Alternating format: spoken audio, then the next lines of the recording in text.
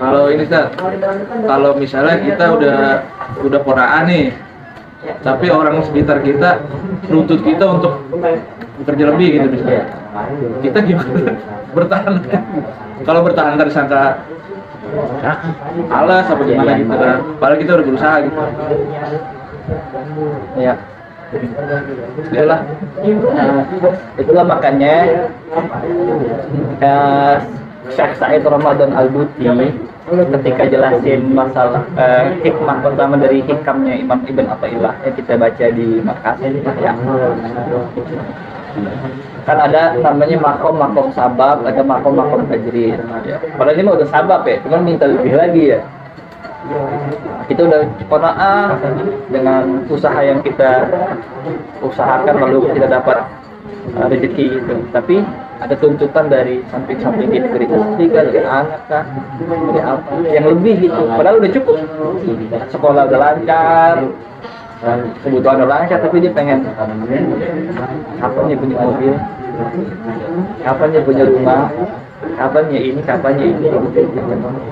Baik, pertama kita pahami dulu bagaimana dia memandang.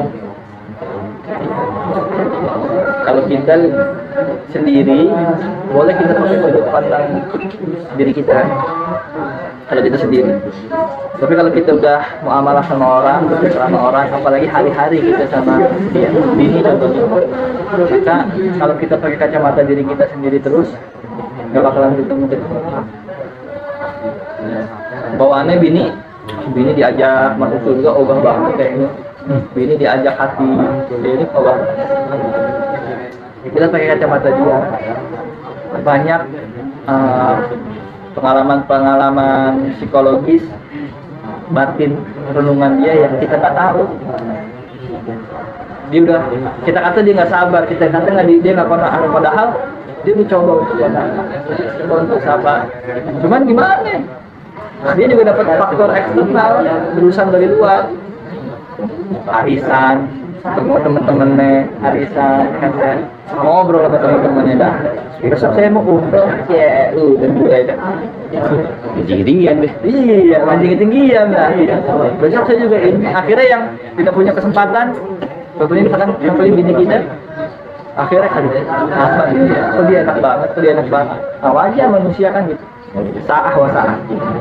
Kadang begini, kadang begitu. Lagi lurus. Jadi nggak. Saya ada kawan, Ustaz juga. Wah, lagi ada goncangan nih. Orang hasut, orang apa. Curhat sama bininya. Kata bininya apa? Biarin aja bang, selama baik jalan terus. Dia mah itu mah hatinya aja kotor emang. Jadi dikuatin sama bininya. Canggih banget bini. Biasanya kan aturan ustaz yang neguhin hati bininya. Bininya neguhin hati. Wah, semangat lagi. Tapi ada momen-momen ketika token lagi tidur. Tiba-tiba kadang dia ngomelin anak lebih, kadang dia apa dalam hati kita. Kemarin katanya teguh-teguhin, sekarang lagi ada sulit-sulitnya kagak bisa. Wajar. Manusia kan istiqomah hati, apalagi hati. Fisika di istiqomah sulit, apalagi hati. Kita lagi ini mah ingat, lagi ngaji, lagi sholawat, lagi ratiban, lagi zikir, ingat aja lawan hati ya. Yang luar baru giliran udah pulang, tergerus lagi. Realitas. Mohon maaf sekali. Ini jujur aja. Di motor saya tadi. Sambil kata air mata saya bilang, ya Allah, kalau izinkan mati syahid sekarang mati syahid ya Allah. Sambil nyebut-nyebutin tuh motor. Kayaknya saya capek lupa terus kepada Engkau ya Allah. Karena momen lagi mau ngaji, jadi dari rumah udah persiapan, lagi ingat-ingat aja Allah gitu. Enak banget rasanya ingat Allah Ta'ala. Lalu kita bandingkan dari kan kita tahu harganya nikmat, kalau kita tahu lawannya. Kita tahu nikmatnya zikir, ingat Allah Ta'ala ketika kita melihat bagaimana posisi kita ketika lagi lupa. Jadi makin keren lagi, dan ada rasa kekhawatiran, takut. Ya Allah, ntar saya kalau habis begini, lupa lagi nih, habis kelar pengajian besok bergulir waktu lupa lagi dah. Maka ada kekhawatiran Allah nanti di sini kali ya ini ya Allah ya biar sakit aja biar kelar udah saya nggak ada kelanjutan buku yang bikin lupa gitu sampai begitu kan Sempet kita. belum selesai jadi ya wajar manusia saat itu Rasulullah yang bilang insan saat manusia itu kadang begini sejenak begini wajar makanya adanya perkumpulan beginilah yang bikin kita balik lagi ingat lagi terus lupa ingat lagi terus baju aja kita laundry terus baju pakai ketika eman kita pakai bagus ngantengin pakai kaos doang besok dia bisa dipakai lagi tapi ujung-ujungnya masih ketemu mesin cuci masa iya nggak ada mesin cucinya baju perut udah makan ujung-ujungnya lapar lagi makan lagi kita ngerasa di luar lupa kotor ya udah datang lagi bersihin lagi dan jangan jadi putus asa gara-gara terlalu begini lagi udahlah closing aja kita begini lagi jadi kan orang ustaz enggak lah kayak dibercandain datang enggak kayak orang ngasih duit ini kan nikmat kalau datang nikmat ada pertanyaan saya teringatkan kembali saya juga jadi jariah ya buat pahala buat saya itu kayak Bang Roni datang tuh kayak ngasih ibaratnya perumpamannya kayak ngasih duit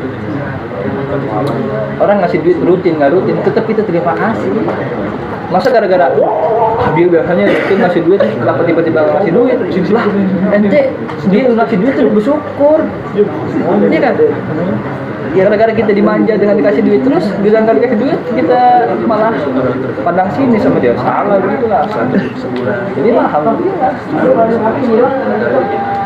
kalau dari di sisi sayanya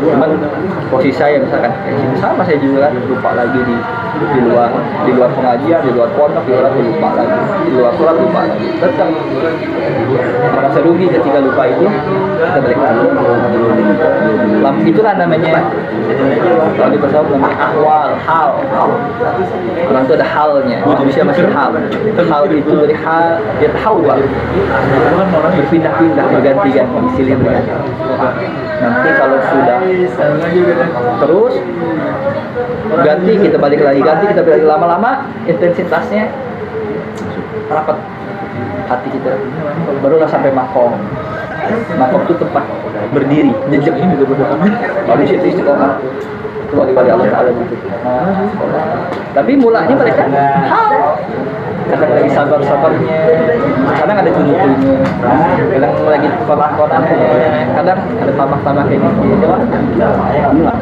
mudah-mudahan sampai derajat makom ya Allah